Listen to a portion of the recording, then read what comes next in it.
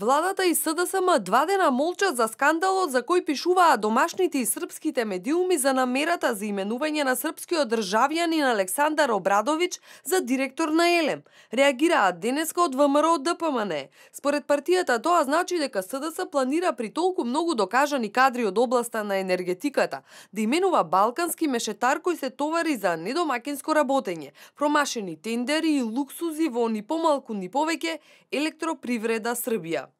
Што е поентата на набркан кадар од Србија, зајав да му дава државјанство и да го именува за директор на најбогатата државна фирма? Дали е поентата овој човек да работи на тендерски постапки со кои ќе се испумпуваат пари? Дали е поентата да со именувањето на овој човек да се поскапи струјата?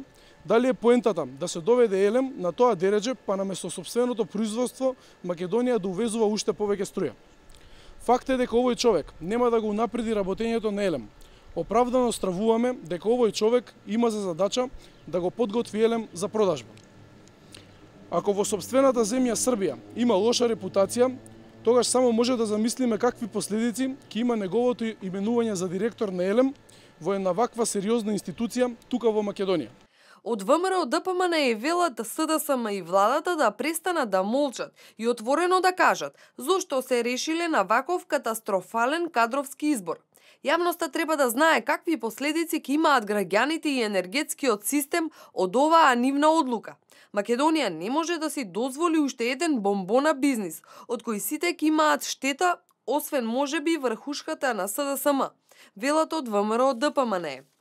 Контроверзниот Обрадовиќ, кој беше сменет од функцијата директор на српското електростопанство поради низа скандали и сомнежи за криминал, побарал од Министерството за внатрешни работи добивање на државјанство во итна постапка. На владина седница со согласност од сите министри, барањето на МВР било прифатено, повикувајќи се на членот 11 од законот според кој странски државјанин може да добие македонско државјанство само доколку тоа представува научен, економски, културен, спортски или друг национален интерес.